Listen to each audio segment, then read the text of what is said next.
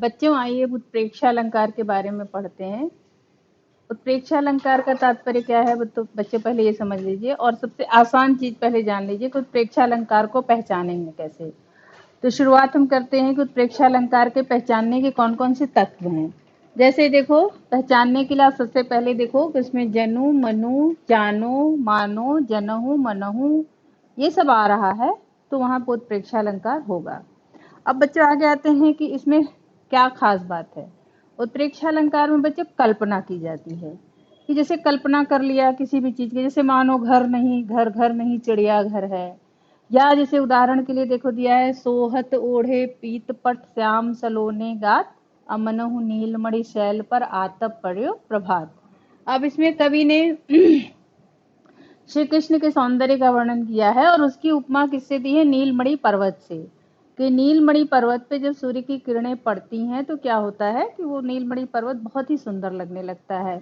उसमें सूर्य की किरणें, पीली पीली किरणें जब पड़ती हैं तो उसी तरह श्री कृष्ण भी सुंदर लग रहे हैं। कब?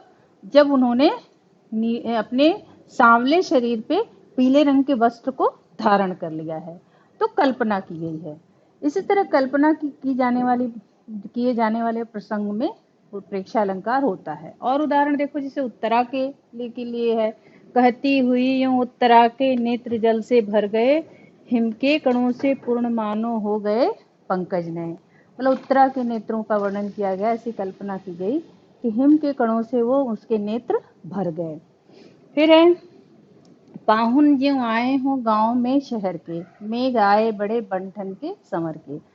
कल्पना की गई है कि वर्ष भर बाद मेघों का जब आगमन हुआ तो वे वर्षा करने के लिए आए, तो बड़े बन ठन के संवर के आए। किसके समान? जैसे किसी पाहुन या दामाद आते हैं। तो कल्पना की गई है कि ऐसा लग रहा है कि मानो मेघ जो है पाहुन का रूप धारण करके आए हैं। तो इस तरह बच्चों उत्प्रेक्षा अलंकार में आप ध्यान देंगे कि रूपक और उपमा की तरह उपमेय और उपमान होते हैं, अर्थात विशेषण और विशेष्य होते हैं।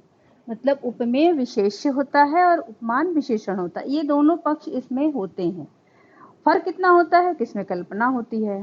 उपमा में दो अलग अलग वस्तुएं होती हैं, उनकी एक की उपमा दूसरे से दी जाती है। रूपक में एक दोनों को मिलाकर एक मान लिया जाता है, और उत्प्रेक्षा में कल्पना की जाती है। तो बच्चों इस तरह उत्प्रेक्षा अलंकार के बारे में को ये जानकारी दी गई, और उत्प्रेक्षा अलंकार के और अन्य उदाहरण भी आप पढ़ सकते हैं। इसके पूर्व में आपने उपमा, रूपक और उत्प्रेक्षा के बारे में पढ़ा था। तो बच्चे अर्थालंकार के जो तीन और भेद बच गए हैं, दो और भेद बचे हैं, एक अन्योक्ति अन्य है, तो उनके बारे में आज हम चर्चा करते हैं। तो सबसे पहले हम जानते हैं कि उसमें से पहला अलंकार कौन सा है। तो पहला अलंकार बच्चे हैं अतिशयोक्ति अलंकार। जैसा देखिए लिखा है यहाँ, अतिशयोक्ति अलंकार। अतिशयोक्ति का तात्पर्य ही है अतिशय उक्ति। अगर आप इस पे ध्यान देंगे, इसका संधि विच्छेद करेंगे तो अतिशय उक्ति यानी अतिशयोक्ति, जिसका तात्पर्य ही यही है कि जिसके बारे में बहुत अधिक बढ़ा चढ़ाकर वर्णन किया जाए, बहुत अधिक बताया जाए, अधिक प्रशंसा की जाए। वो कोई व्यक्ति भी हो सकता है, वस्तु भी हो सकती है, कोई स्थान भी हो सकता है। तो जिसके बारे में बहुत बढ़ा चढ़ाकर वर्णन किया जाए। अब जैसे देखो इसमें दिया है परिभाषा की, जब किसी की अत्यंत बढ़ा चढ़ाकर लोक सीमा का उल्लंघन करके, मतलब जो एक लोक सीमा है उसके आगे बढ़ करके अगर कोई प्रशंसा की जा रही है तो वो अतिशयोक्ति अलंकार होता है। मतलब बहुत अधिक बढ़ा चढ़ा के वर्णन करना। अब जैसे उदाहरण है, आगे नदियां पड़ी अपार, घोड़ा कैसे उतरे पार, राणा ने सोचा इस पार, तब तक चेतक था उस पार। मतलब राणा अभी विचार ही कर रहे थे कि उन्हें नदी पार करनी है, और इतने में उनका चेतक घोड़ा इतना चतुर था कि वो नदी के उस पार था। तो मतलब कवि की कल्पना है। अब चेतक इतनी तत्काल तो पार नहीं कर सकता है, लेकिन उन्होंने इसके माध्यम से चेतक की फुर्ती का वर्णन किया है कि चेतक कितना फुर्तीला था कि वो राणा के सोचने के पहले ही जो है नदी को पार कर गया। इसके अतिरिक्त और उदाहरण ले सकते हैं, अतिशयोक्ति अलंकार का जैसे पानी परात को हाथ छियो नहीं, नैनन के जल से पग धोए। पानी परात के मतलब परात के पानी को छूने की आवश्यकता भी नहीं पड़ी और श्री कृष्ण ने सुदामा के पैरों को अपने आंसुओं से धो दिया।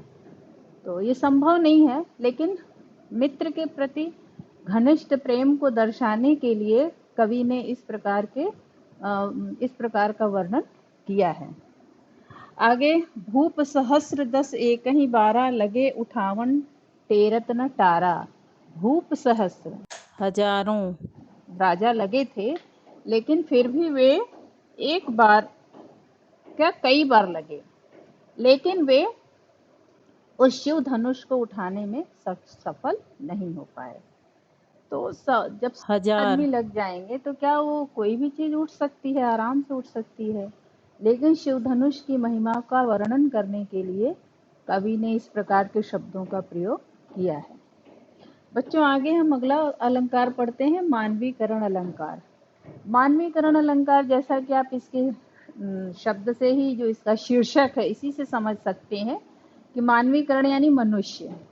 तो मानवीकरण अलंकार में क्या होता है कि जब हम प्रकृति के क्रियाकलाप में मनुष्य के क्रियाकलाप को आरोपित कर देते हैं, मतलब प्रकृति में हम मनुष्य के क्रियाकलाप को आरोपित कर दें, तो मानवीकरण अलंकार होता है। जैसे देखो उदाहरण दिया है, जब मनुष्य के क्रियाकलाप को प्रकृति में आरोपित कर दिया जाए। अब जैसे उदाहरण देखो, सागर के उर पर नाच नाच लहरें करती मधुर गान। अब सागर के उर पे, सागर यानी समुद्र के उर यानी हृदय पे लहरें नाच रही हैं, तो नाचने गाने की क्रिया प्रतिक्रिया मनुष्य में होती है, लेकिन यहाँ पर समुद्र में दिखाया जा रहा है, तो इसलिए यहाँ पे मानवीकरण अलंकार है। इसके अतिरिक्त बच्चे और उदाहरण देख सकते हो कि मेघ आए बड़े बन ठन के संवर के, ये भी मानवीकरण का उदाहरण है। फिर फूल हंसे कलियां मुस्काई, फूलों को हंसते हुए दिखाया जा रहा है और कलियों को मुस्कुराते हुए दिखाया जा रहा है, तो यहाँ भी मानवीकरण अलंकार है। कलियां दरवाजे खोल खोल जब झुरमुट में मुस्काती हैं। कलियां दरवाजे खोल खोल मतलब कलियों के द्वारा दरवाजा खोलने का दृश्य दर्शाया जा रहा है, तो वहां पे मानवीकरण अलंकार है। कार्तिक की एक हंसमुख सुबह, नदी तट से लौटती गंगा नहाकर। कार्तिक की एक हंसमुख सुबह, हंसमुख मनुष्य का व्यक्तित्व होता है, लेकिन यहाँ पर उन्होंने कार्तिक की सुबह को इंगित किया है, तो इसलिए यहाँ पे क्या है, मानवीकरण अलंकार है।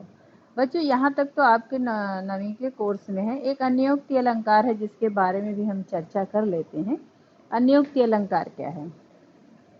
अन्योक्ति अलंकार वो होता है कि जब अप्रस्तुत की बात प्रस्तुत में की जाए। अप्रस्तुत यानी जो यहाँ नहीं है।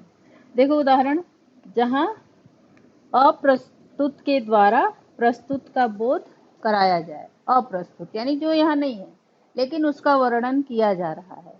प्रस्तुत सामग्री के द्वारा उसकी स्मृति दिलाई जा रही है, उसका याद दिलाई जा रही है, उसकी स्मृति की जा रही है, स्मरण किया जा रहा है उसका। अब जैसे उदाहरण देखो, माली आवत देख के कलियन करी पुकार, फूले फूले चुन लिए काली हमारी बार। मतलब कि जब हमारे जीवन में संकट आता है तो हम दूसरों को देख के हंसते हैं। इसमें क्या कहा है कि माली आवत देख के, जब माली को आते देखते ही कलियां पुकार करने लगे, लोग पुकार करने लगे, तो लोग ये सोच रहे थे कि फूले फूले चुन लिए काली हमारी बार, और उनका कहना है कि जो खिले खिले फूल थे उनको तो माली चुन ले गया, लेकिन जो कलियां वो कहीं कल हमारी बारी भी है।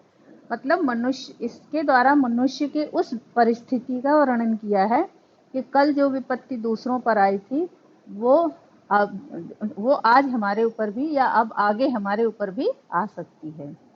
इसके अतिरिक्त अन्योक्ति अलंकार का उदाहरण, मतलब इसको समझने के लिए सबसे सीधी सी चीजें होती हैं, कहीं पे निगाहें कहीं पे निशाना। मतलब बात कुछ और कही जा रही है, लेकिन किसी और को माध्यम बना के कहा जा रहा है। जैसे उदाहरण में अन्योक्ति अलंकार के और लिख सकते हो, जिन जिन देखे वे कुसुम गई सो बीती बहार। जिन जिन देखे वे कुसुम गई सो बीती बहार, अब अली रही गुलाब में अपत कटीली डार। मतलब कवि कह रहे हैं कि जिन जिन ने सुख के दिन देख लिए, अब क्या होगा, अब उनके दुख के दिन आ गए हैं। अब अली रही गुलाब में, अब गुलाब में भौर, अब अली रही गुलाब में, अब गुलाब में वो खुशियां, वो आनंद नहीं रहा। अब गुलाब कैसा हो गया है, अपत कंटीली डार, जो पत्तों के विहीन हो गया है और उसके कांटे जो हैं, उसकी डालियां जो हैं कटीली हो गई हैं। मतलब गुलाब के द्वारा ये संकेत दिया गया है कि मनुष्य के सुख के दिन भी एक दिन खत्म होते हैं, समाप्त होते हैं। तो इसलिए अन्य मतलब गुलाब के माध्यम से मनुष्य के जो दुख के दिन या कष्ट के दिन की तरफ संकेत किया गया है कि जैसे गुलाब में भी कांटे लगे रहते हैं और गुलाब झड़ जाता है तो दिन दुखमय हो जाता है। तो इस तरह बच्चों अन्योक्ति अलंकार के उदाहरण हैं। तो ये अलंकार के सभी अलंकारों पर चर्चा की गई और हमें उम्मीद है कि आप इसको ध्यान से देखेंगे और अपने पाठ्यक्रम को पूर्ण करेंगे। धन्यवाद बच्चों।